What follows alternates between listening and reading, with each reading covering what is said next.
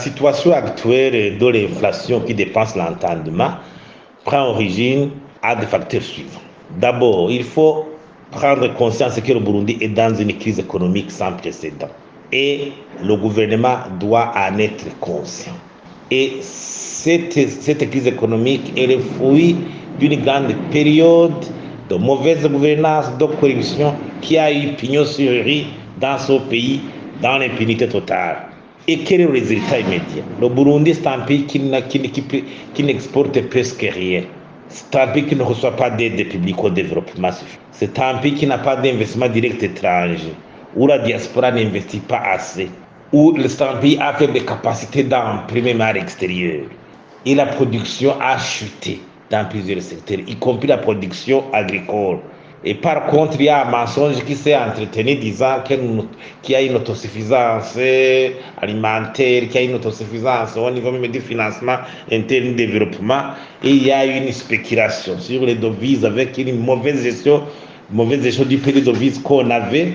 Et il y a eu tendance à la manipulation du FAMBU en augmentant l'endettement intérieur à partir des avances de la Banque centrale, à partir de l'endettement auprès du secteur bancaire et financier qui a provoqué ce qu'on appelle l'effet d'éviction, le gel des annales, accompagné par une mauvaise gouvernance budgétaire dans l'opacité sans contrôle, mauvaise affectation budgétaire, où les priorités étaient vraiment des priorités qui n'en étaient pas une. Et cela a provoqué l'inflation actuelle. L'inflation par d'abord suite à la faiblesse de la production, l'inflation par les coûts, suite à cette augmentation des taxes, l'inflation monétaire, suite à ces avances de la Banque centrale qui augmentent d'année en année sans remboursement, l'inflation liée aux devises, l'inflation importée, la perte de la valeur du franc par rapport aux devises, suite à leur arrêté, la spéculation, la faible capacité institutionnelle de prendre des mesures correctes et adéquates, tout cela provoque l'inflation. Donc, pour inverser la tendance, il faut des mesures énergiques. Parce que même actuellement, la structure du budget 2023-2024 n'augure rien de beau parce que nous avons un déficit de plus de 700 milliards. Alors que c'est un déficit y compris donc, c'est-à-dire que même si on mobilise les taxes et les aides publiques au développement, on garde un déficit de plus de 700 milliards. Au niveau de l'affectation, c'est important de constater que le salaire même, maintenant la masse salariale arrive à presque 800 milliards. Le fonctionnement, frais de mission, 370 milliards.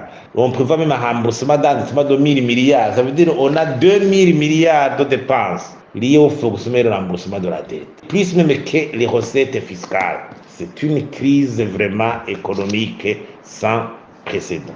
Donc, qu'est-ce qu'il faudrait faire?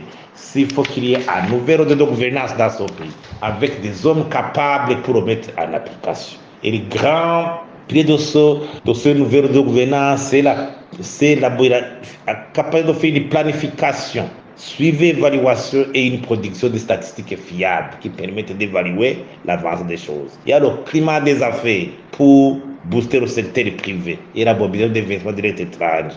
Il y a la gouvernance budgétaire à renforcer. Il y a la politique monétaire de change qu'il faut bien assainir.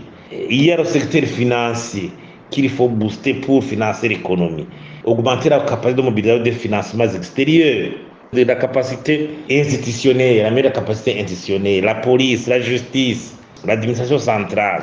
Et il faut une stratégie nationale de lutte contre la corruption pour quand même renforcer la bonne gouvernance. En dehors de ça, vraiment, la situation au Burundi, il sera difficile d'inverser la tendance si des mesures énergiques ne sont pas prises dans ce secteur. Parce que cette inflation, c'est le couronnement d'une mauvaise politique au niveau de la gouvernance, de la corruption, qui a vraiment touché tous les secteurs.